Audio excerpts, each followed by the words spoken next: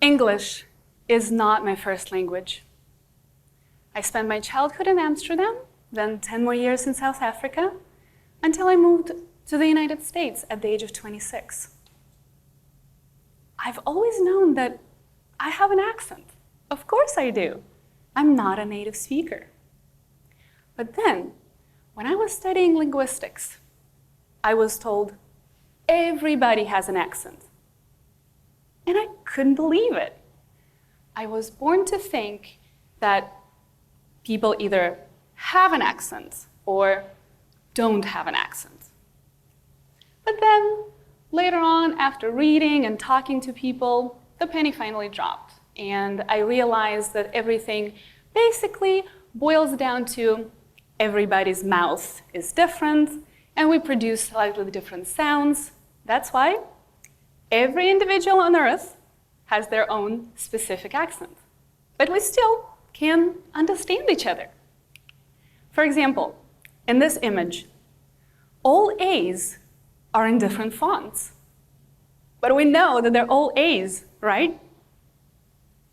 So, when we are talking about accents, we are also talking about stereotypes.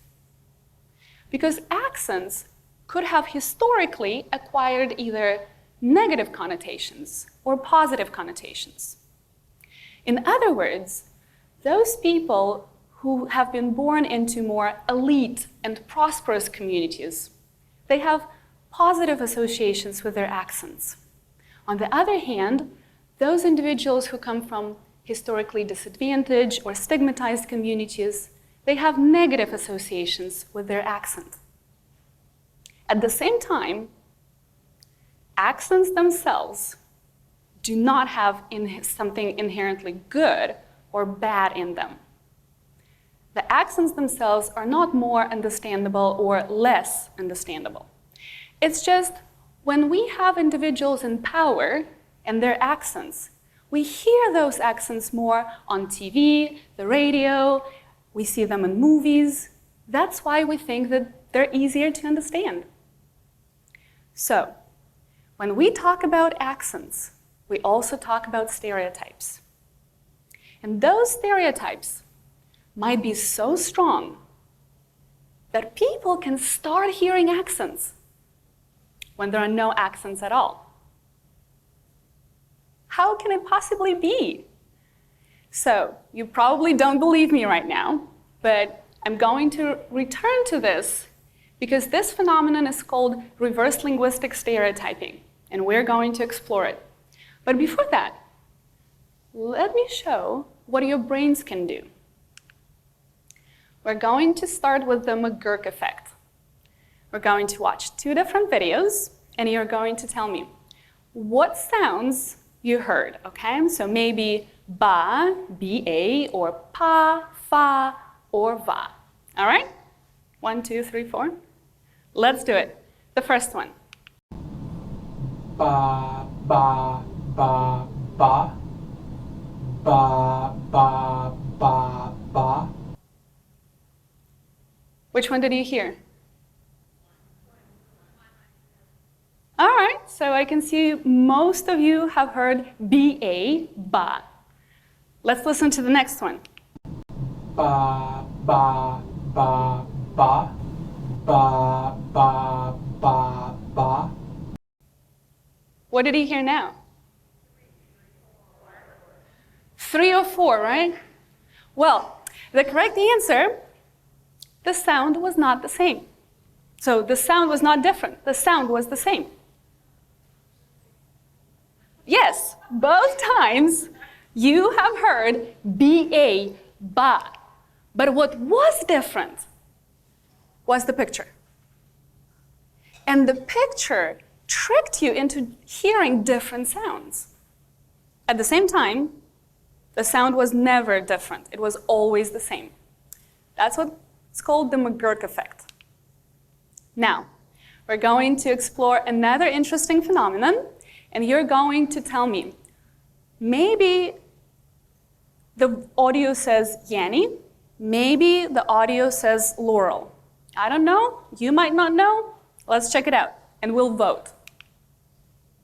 Laurel, Laurel, Laurel, Laurel. Who heard Yanny? Oh my gosh, so many of you. Who heard Laurel? Okay, so I heard Laurel today. Yesterday, I heard Yanny. And the day before yesterday, I heard Laurel, and then I heard Yanny. So what this shows is that the same audio can be processed by our brain differently. Sometimes we hear Yanny, sometimes we hear Laurel. The audio is always the same. But if we hear it on the TV or on the phone or on a different device, if we're tired, if we're younger, older, the processing might differ. Puzzling, isn't it? Audio is the same. What people hear, two completely different words. Fascinating. The next phenomenon is the piano. Let's listen to some piano.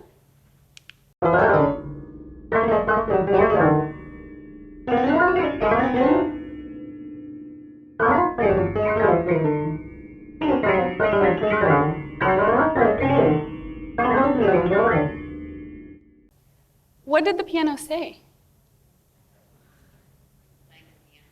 No, just playing the piano, right? Have you heard any words? Some of them. Now, let's make sure that everybody hears those words.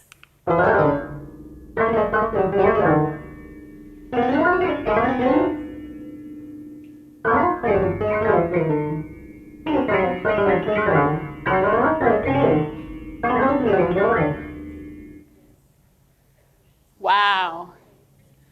First, you heard the piano and maybe a couple of words, but now you're able to hear sentences and you're able to understand those because you see those words. All right, the next one is going to be a little bit creepy, okay? We're going to hear to some garbled speech, all right? Tell me if you hear any words and if you can understand it.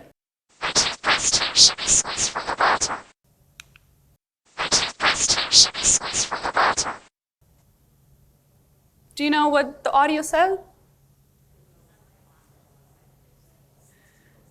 All right, now, let's see.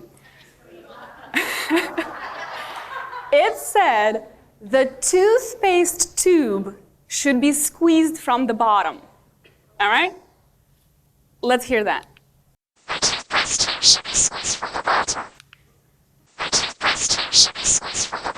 Can you hear it now? One more creepy one, okay?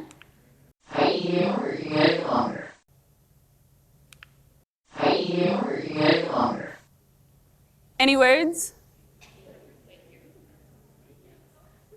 All right, let's hear. Let me prime you. By eating yogurt, you may live longer.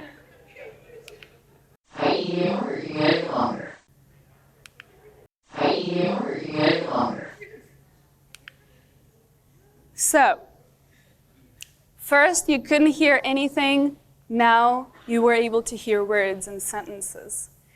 So how is this related to linguistic stereotypes?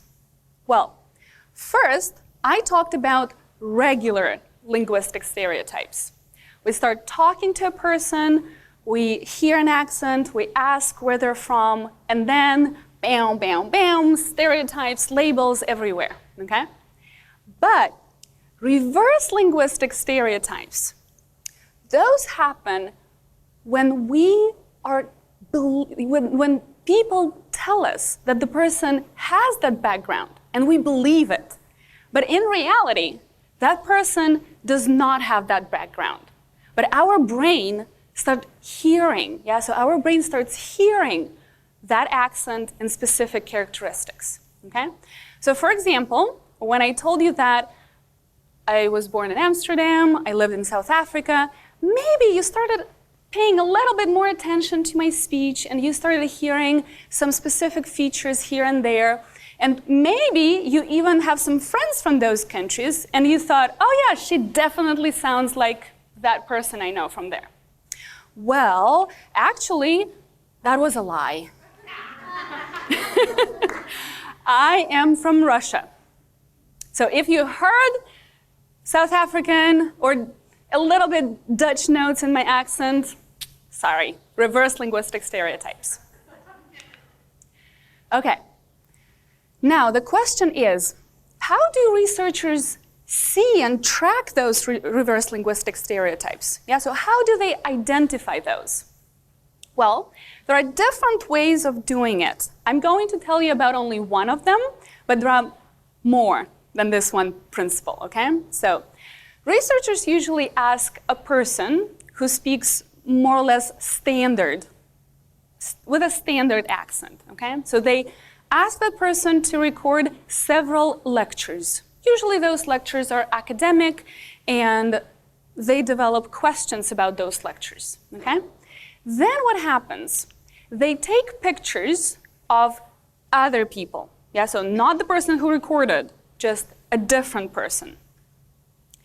They take a picture and they say, all right, dear participants, we're going to listen to a lecture by Professor X, and this professor was born in Michigan. So what they do, they feed information to the participants, okay? The participants listen to the lecture, answer questions, take a test, and then fill out some questionnaires. After that, they listen to another lecture, again, recorded by that third person. But now, that person is disguised as a non-native speaker. For example, if I were doing this research, I could have said, oh, let's listen to this lecture by Professor X, who has some Asian background. Yeah, so I could even introduce the country, yeah, a specific country. What happens next? Again, they take the test, they answer some questions, and then the researchers go to a different group of people, and then they swap the lectures. So now, the lecture that was first time introduced with the Caucasian speaker is introduced as the lecture produced by the person with the Asian background. And the lecture who was first introduced as the person with the Asian background is now introduced as the Caucasian person. Now, when researchers analyze data, they see reverse linguistic stereotypes. How? Students' comprehension scores drop significantly. Even though people hear the same person twice, when that person is introduced as a person with a non-native background, they mark that person as less understandable, less comprehensible, less hireable, less competent, less socially attractive, even though they heard the same person twice. The bottom line is, sometimes our biases and stereotypes can be so strong that they shape what we hear. And you might think that, yes, maybe other people are like that, I'm not like that, my friends are not like that.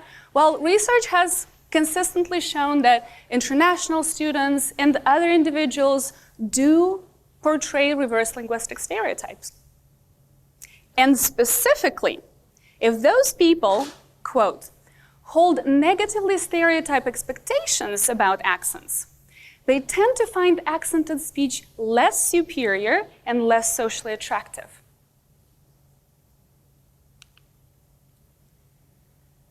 Okay, what should we do? Be more empathetic. Listen with our hearts. Don't let the stereotypes take over. Don't let the biases rule. Be kind. Thank you.